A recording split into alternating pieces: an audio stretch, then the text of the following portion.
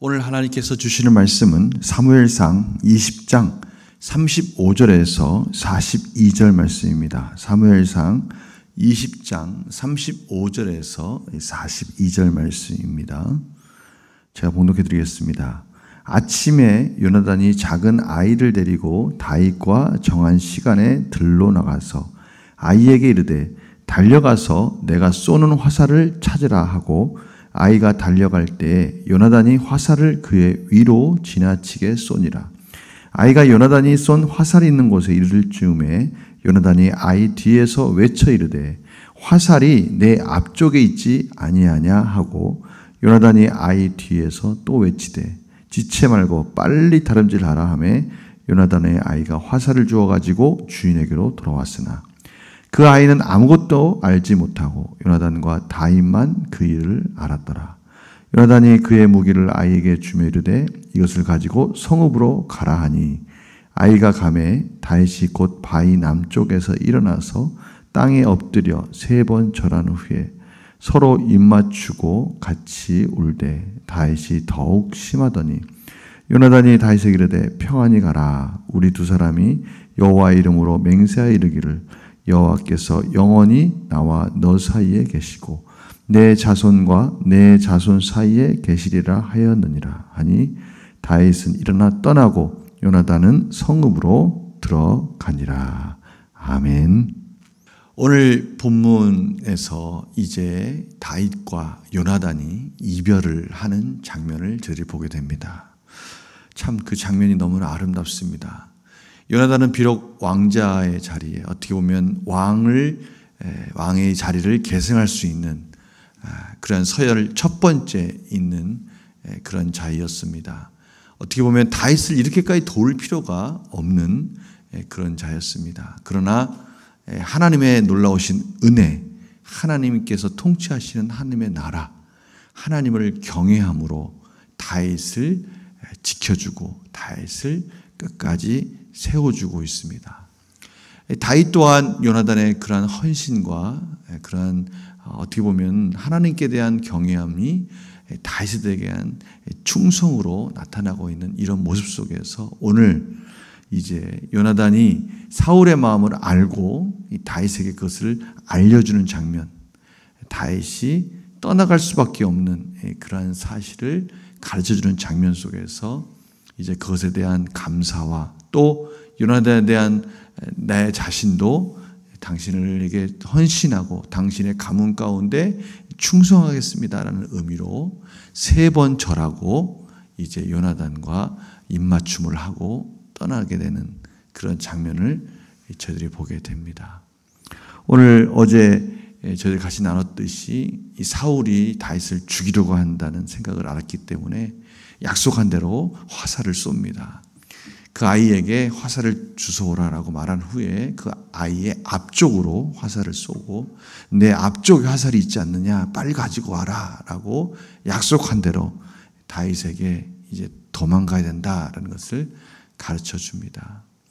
오늘 이 사실들을 보면 이 다윗과 요나단의 이러한 정말 너무나 아름다운 이 관계를 보면서 저희들은 하나님 안에서 예수 그리스도 안에서 하나님을 경외하는 그 하나님을 공통적으로 같은 마음으로 바라보며 그 속에서 서로 교제하고 같은 곳을 향해서 같이 달려가고 있다는 것, 이런 것이 얼마나 아름다운지를 저희들은 또 다윗과 요나단의 모습을 통해서 볼 수 있는 것입니다.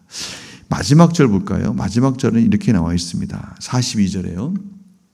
요나단이 다윗에게 이르되 평안히 가라. 이래서 평안히 가라, 이 말은 성경에서 이 말을 할 때가 출애굽기 4장 18절에 보면 모세가 그의 장인 이드로에게 돌아가서 그에게 이르되 내가 애굽에 있는 내 형제들에게 돌아가서 그들이 아직 살아있는지 알아보려 하오니 나로 가게 하소서.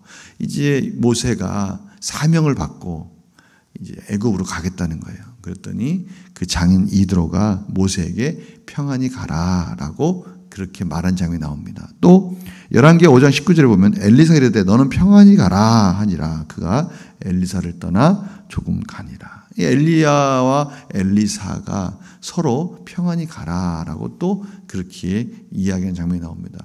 공통적인 부분은 뭐냐입니까? 이 오랜 시간 동안에 이제는 다시 만나지 못할 것, 또 어떻게 보면 영원한 이별을 예견할 수 있는 그런 복선의 역할을 한다는 걸 알 수 있어요. 오늘 요나단이 다윗에게 이르되 평안히 가라라고 말하는 이 장면 속에서 이제 이 두 사람이 오랜 시간 동안 만나지 못할 것에 대한 그런 것에 대한 생각을 할 수 있다는 것입니다. 요나단이 이런 말을 한 것이 정말 맞았어요.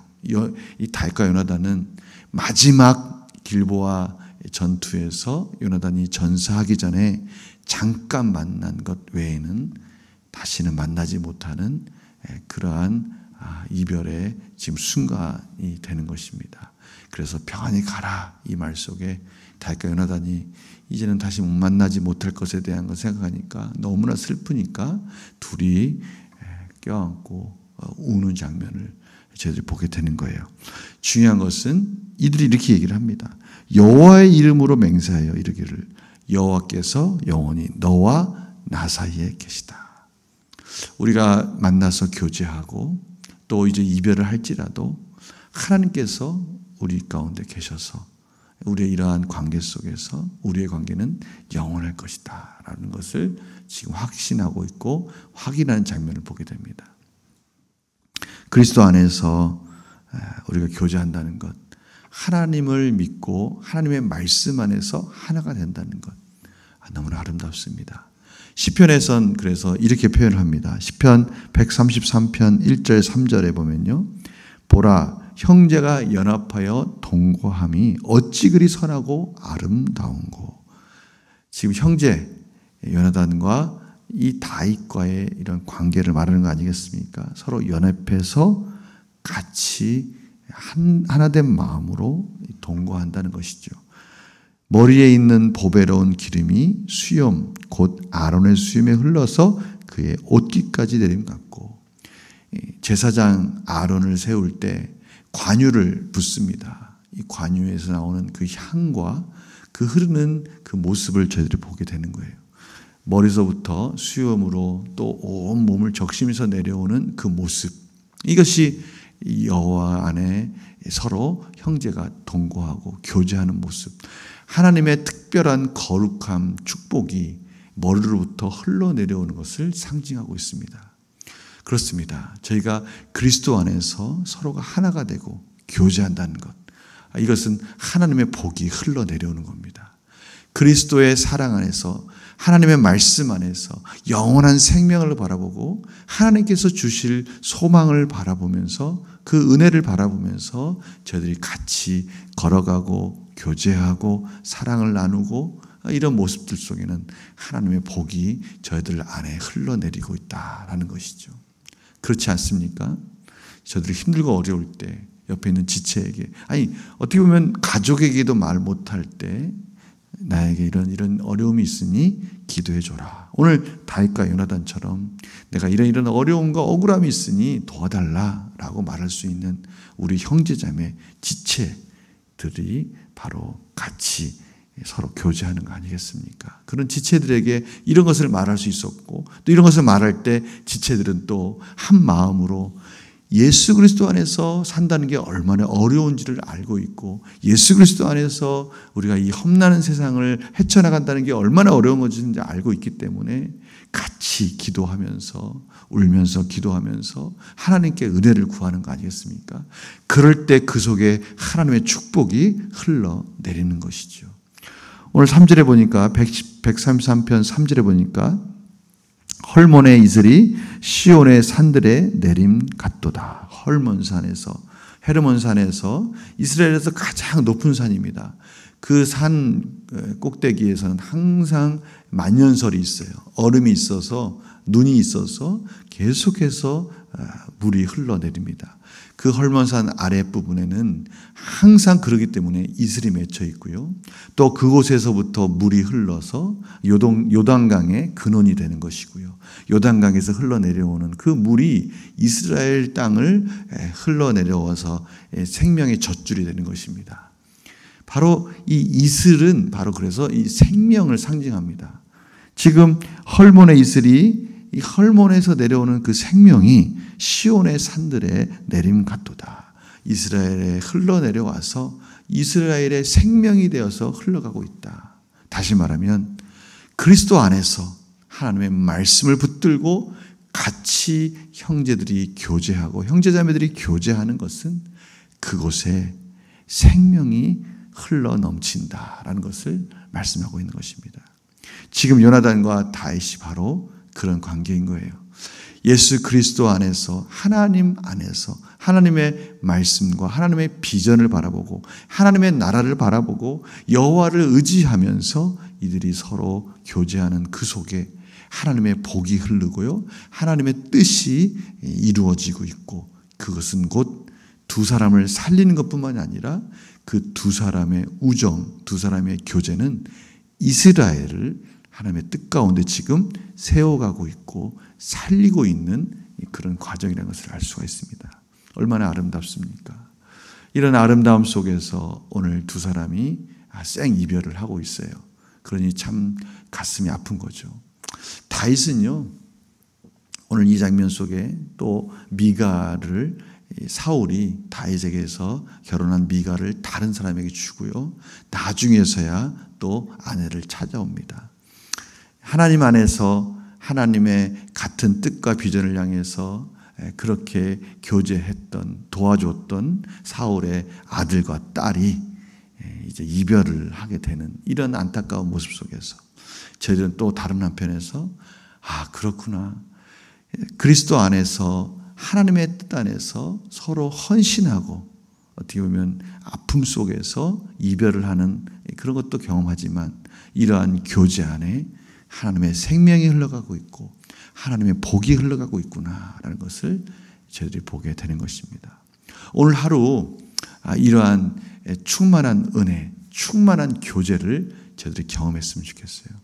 우리 요즘에 미디어가 발달해서요. SNS가 발달했기 때문에 서로 만나지는 못하지만 전화를 할 수가 있고 또 톡을 줄 수가 있습니다. 오늘 그리스도 안에 하나님의 말씀 안에 한 형제 자매 지체들에게 우리 하나님의 말씀, 위로가 되는 말씀들 서로 교제하면서 그 속에 하나님의 복이 흘러가고 그 속에 하나님의 생명의 사역들이 이루어지는 그런 놀라운 일들을 경험하는 오늘 복된 하루가 되기를 간절히 축원합니다.